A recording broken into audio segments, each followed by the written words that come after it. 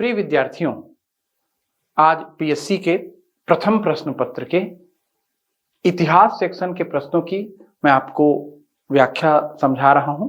आज ही परीक्षा हुई है और 2024 की 11 फरवरी को होने वाली परीक्षा में इतिहास से जो प्रश्न रहे हैं उसे हम समझते हैं। प्रश्न क्रमांक 2 किसी एक सेट में है, आप उसको मिला लेंगे उसको कि दूसरे सेट में उसका क्रम दूसरा रहेगा। इसमें प्रश्न आया है, जैन दर्शन के संबंध में निम्नलिखित कथनों पर विचार करें। Consider the following statement about Jain philosophy. पहला, जैन दर्शन दो मुख्य सिद्धांतों के इर्द गिर्द घूमता है, अर्थात अनेकांतवाद और स्यादवाद। The Jain philosophy revolves around two main doctrines, that is Anekantavada and Syadvada. तो ये कथन सही है। अनेकांतवाद और स्यादवाद ये दोनों जैन दर्शन के आधारभूत सिद्धांत हैं, जिन पर काफी विस्तृत चर्चा हम मेंस में करेंगे ही। अनेकांतवाद के अनुसार प्रत्येक प्राणी में कई गुण होते हैं। वह स्थायी गुण जो किसी वस्तु की प्रकृति का निर्माण करता है गुण कहलाता है। According to Anekantavada, every being has numerous properties. The permanent property that constitute the nature of thing is called attribute, guna. तो यही गुण की व्याख्या है कि किसी वस्तु में कई गुण हैं और उसमें से वस्तु की प्रकृति का निर्माण करने वाला गुण ही उसका गुण कहलाएगा। और अनेक गुण धर्मिता के कारण ही वस्तु में चूंकि अनेक गुण धर्म होते हैं, इसी सिद्धांत को मानने के कारण ही यह दर्शन का अनेकांतवाद का सिद्धांत कहलाता है। दोनों कथन बिना किसी संदेह के सही लिए जाएंगे। आप आयोग जब आंसर देगा तो उसको मिलाकर देखें। रॉलेट सत्याग्रह के बारे में निम्नलिखित कथनों पर विचार करें।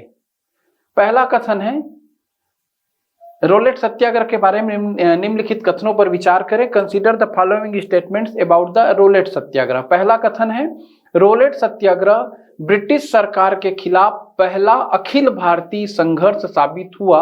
हालांकि यह काफी हद तक शहरों तक ही सीमित था। The Rowlatt Satyagraha turn out to be the first all India struggle against the British government, although it was largely restricted to cities।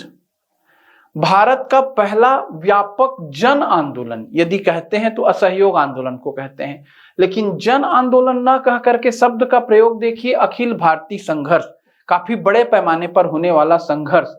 और लिख भी रहा है उसके साथ में कि हालांकि यह काफी हद तक शहरों तक ही सीमित था।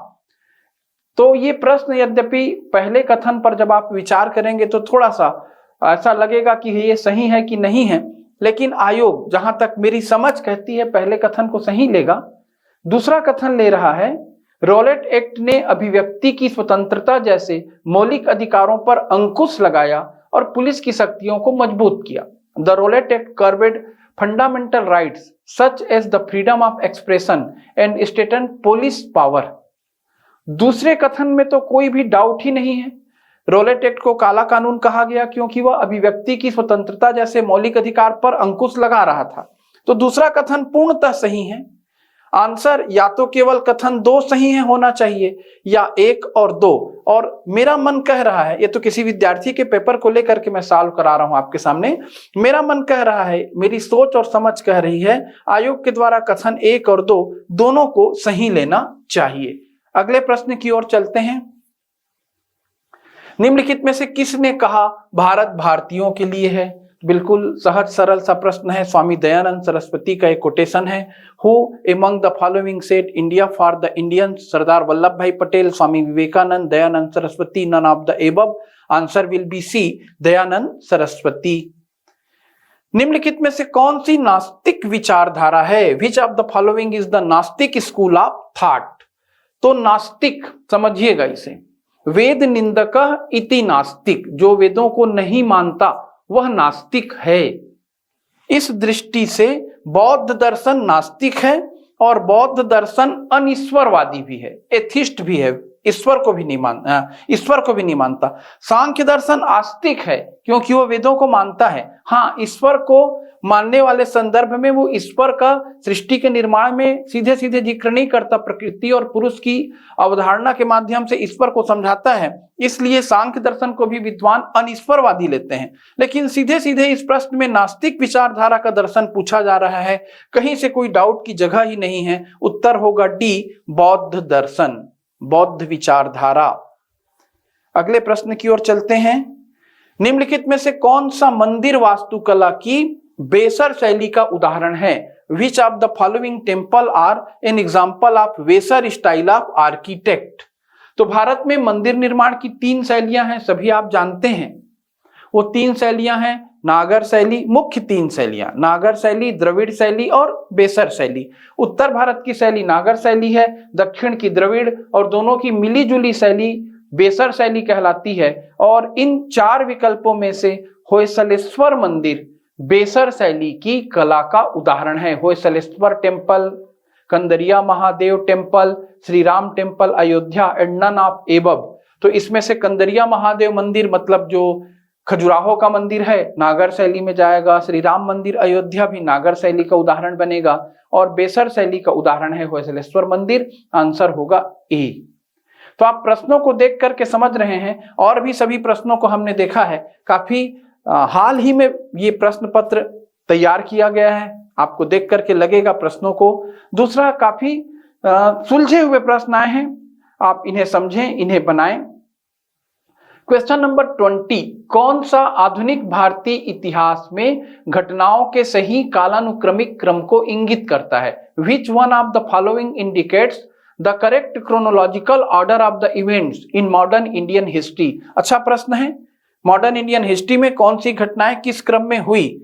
तो इनमें देखिए, इन घटनाओं में मार्ले मिंटो सुधार 1909, जलियांवाला बाग त्रासदी 1919, गांधी इरविन समझौता तो ये 1931। तो आप इस दृष्टि से जब आगे बढ़ते जा रहे हैं तो आंसर हो रहा है सी, क्योंकि पहली घटना मार्ले मिंटो सुधार है और उसके तुरंत बाद जलियांवाला बाग है इन घटनाओं में। तो इसलिए मार्ले मिंटो सुधार को ए और सी ऑप्शन में लिया गया है, और ए ऑप्शन में मार्ले मिंटो के बाद गांधी इरविन समझौता दिया गया है, और सी ऑप्शन में मार्ले मिंटो के बाद जलियांवाला बाग। 9 और 19 ये दोनों घटनाएं एक के बाद एक हैं, इसलिए आंसर विल बी सी। जैसे अब एक प्रश्न मेरी नजर में आ रहा है, भौतिकी में नोबेल पुरस्कार 2023 प्रदान किया गया, तो नोबेल पुरस्कारों को आपको पढ़ना चाहिए, हमेशा पूछता ही है। और नोबेल पुरस्कारों को पढ़ने के बाद उन पुरस्कारों का फील्ड इसमें पूछा गया, तो ये अच्छा प्रश्न है। स्तर को बढ़ाया गया है कि किस क्षेत्र में किस उपलब्धि के लिए दिया गया करके। 29वां प्रश्न सहज सरल, भारतीय राष्ट्रीय कांग्रेस की स्थापना के बारे में निम्न में से कौन सा कथन सही है? Which of the following statement about the founding of the Indian National Congress is are correct? First है, भारतीय राष्ट्रीय कांग्रेस आईएनसी का गठन 1885 में हुआ था। Indian National Congress was formed in 1885। भारतीय राष्ट्रीय कांग्रेस के पहले अध्यक्ष Vyomesh Chandra Banerjee, the first president of the Indian National Congress INC was Vyomesh Chandra Banerjee. दोनों कथन सही हैं, कथन 1 और 2, इसलिए इसका उत्तर होगा सी। संगीत श्रेणी में किस भारतीय शहर को यूनेस्को क्रिएटिव, ये आर्ट एंड कल्चर से जुड़ा हुआ प्रश्न आप मान सकते हैं, और जो सिलेबस का एक हिस्सा है, देखिए भारतीय कला, संस्कृति, दर्शन और इतिहास, ये पूरा एक सेक्शन रहता है। इसमें से इन सभी शहरों के नाम से आप परिचित हैं, और अभी यूनेस्को की क्रिएटिव सिटीज नेटवर्क, यदि आप करंट अफेयर की तैयारी किए रहे होंगे तो इन शहरों से संबद्ध आपको बातें मिली होंगी। तो इसमें से कौन सा शहर साहित्य का है, कौन सा संगीत का है, ये आपको स्पेशल यदि ध्यान रहा होगा तो उत्तर होगा इसका सी। जहां पर ग्वालियर आपके यदि मन में आ रहा होगा, तो कौन सा शहर यूनेस्को की क्रिएटिव नेटवर्क में आया है? ग्वालियर। भारत छोड़ो आंदोलन किस वर्ष में शुरू किया गया? Quit India movement was launch in the year so simple 1942। ज्यादा सोचना नहीं है आपको। अगला प्रश्न है, मध्ययुगीन भारत के संदर्भ में सराय शब्द का अर्थ है? सराय ये इंग्लिश और हिंदी दोनों में स्पेलिंग लिख दी गई है। In context of medieval India the term sarai refers to. तो यदि आप सराय का सही उच्चारण कर लिए होंगे सराय, तो जो मुसाफिर खाना होता है, जो सराय होता है, जो यात्री निवास गृह होता है, जहां पर यात्री ठहरते थे, वही सराय था मध्यकाल में। शेरशाह के शासन में शेरशाह ने अपने शासनकाल में सरायों का और सड़कों का जाल बिछाया, ऐसा आप पढ़ते हैं।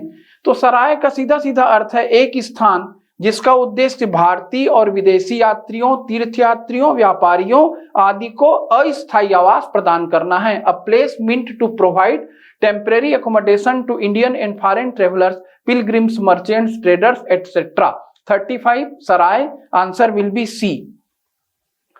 शासक राजवंश संगम, सुलु, तुलु किससे संबंधित थे?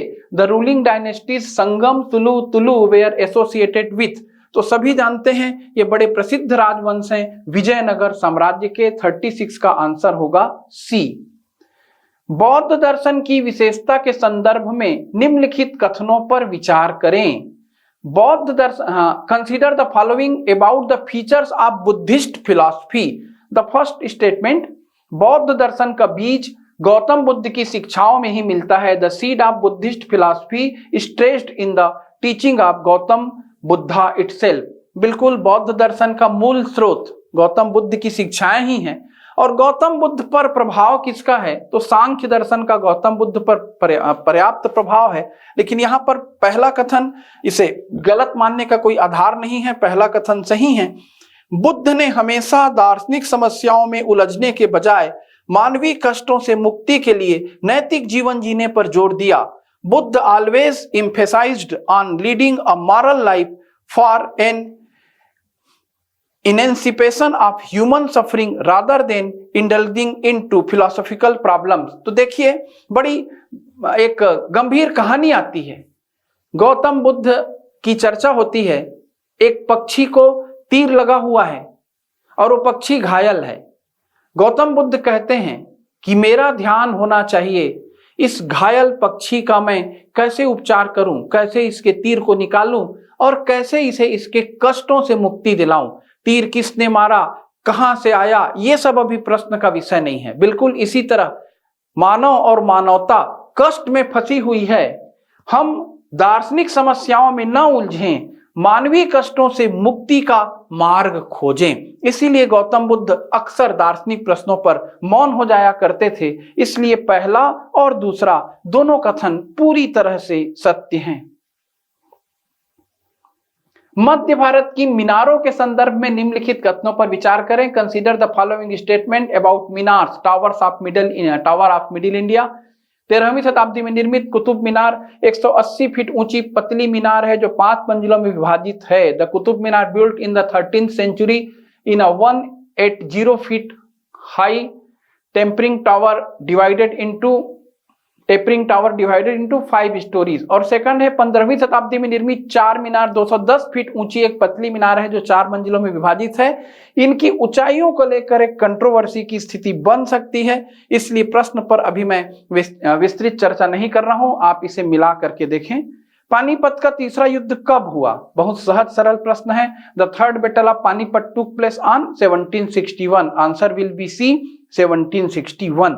तो इतने प्रश्न इतिहास, भारतीय कला, संस्कृति, धर्म और दर्शन इस सेक्शन से इस वर्ष की प्रारंभिक परीक्षा में रहे। मिला करके देखिए आपने कितने प्रश्न इसमें से सही किए हैं। बाकी सेक्शन के प्रश्न भी आप अच्छा ही बनाए होंगे और आप सभी को उज्जवल भविष्य के लिए शुभकामनाएं। धन्यवाद।